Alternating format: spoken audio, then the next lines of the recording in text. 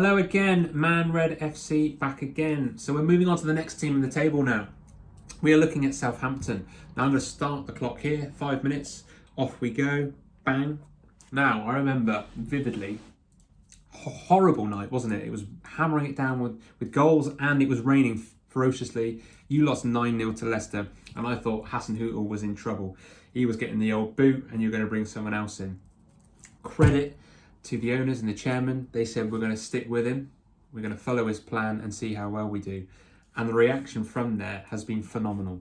You know, Southampton finishing in 11th is such a wonderful achievement. But not just that, I think the style of play is great. And I think your attacking players that you have is a really nice and a really an enjoyable thing to get behind that you could potentially look for next season. Now, with the 38 games you had last year, you won 15, which actually is a pretty good return. 7 draws in there, which is okay. The biggest problem was obviously the 16 losses, which isn't great. But if we combine the draws and the wins, which I have been doing with the other teams, then you're saying of the 38 matches, we haven't been beaten in 22. Now that's obviously why you finished 11th, because you're going into games against Southampton thinking, you know, it's not going to be a very easy one. We might win, we might lose. Southampton are one of those where they could have a really good game against you, or they could have a really poor game against you. There's just that inconsistency, and I think those stats show 15 wins, 16 losses. It goes either way, doesn't it? And not a huge amount of draws in there. Now, goal scoring is obviously not a problem for you, really. In 38 matches, you scored 51 times. It's basically 1.3 goals a game, which is really good. You go into a game really confident that your strikers are going to be prolific and actually get you a goal or two. The big problem is at the other end. You conceded 60 in 38, which is just over, I think, 1.5 goals a game. Now that's a goal difference of -9. When you're looking at the negative numbers, that's when you start seeing the table that way, isn't it?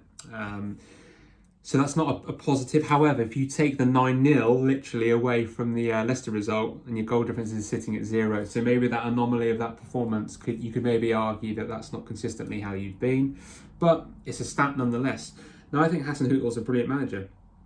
I do. I think he does things the right way. I really like how he talks to the press, and I think he gets you playing expansive football, which is maybe why you do concede a few more goals, but also why you score more. When we look at the stats a bit more, you've obviously got Danny Ings, who's had a phenomenal season. So he's played every match, and he scored 22 goals with 2 assists. Joint second with Aubameyang and just one off of Vardy for the Golden Boot, which is phenomenal when you think about England strikers. Danny Ings and Vardy don't even start for the national team, and yet they're the most prolific in the league. But obviously that goes to show that there's been quite a reliance on Danny Ings there to do as well as he has. Now, James Ward-Prowse, always deadly from free kicks, and he's got an assist on him. Played a lot of the matches again with 38, 5 goals, 3 assists.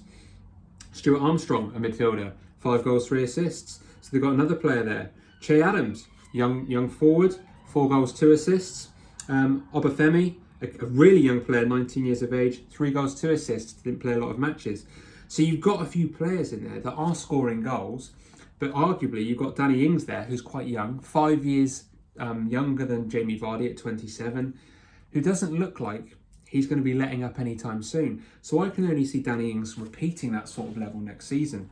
Now, obviously, he relies on the assists and the movement of Nathan Redmond, who got 4 goals and 4 assists. So you're hoping that they manage to put them on the plate and put them into positions where he can finish. But the way Southampton play, I can see that carrying on. Even if Danny Ings was to be a bit worse next season, you can still see James Ward-Prowse, Nathan Redmond, Stuart Armstrong and other players still contributing goals to the team. The one thing I would say, looking at your stats, is there's not many players in the squad that played a lot of the games. There seems to be a lot of in and out, a lot of change. I think Ryan Bertrand in your defence, along with Bednarenek, played the most games, 32 and 34 games. So it's not a lot, is it? You know, you compare that to other teams where they've been able to keep a consistent back line. And that in and out means obviously those partnerships between your goalkeeper, your defence and maybe your central defensive midfielder can't really start to establish themselves because there's never a setback for. If that can change next season, obviously that's only going to be a good thing. Sadly, I don't think that's necessarily going to be the case for you. Yes, you've got younger players, but the consistency isn't really there. And there are a few older players in there.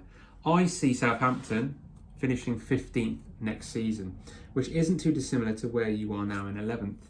And the reason I think that is because Danny Ings, I don't think, will be prolific, even though other players will score. And I think that disparity in goals for and goals against will just make you drop a few, but still comfortably in 15th. So Southampton fans, let me know what you think about that, whether you agree or not. I've just hit 5 minutes, so I'm going to stop there and see you again soon.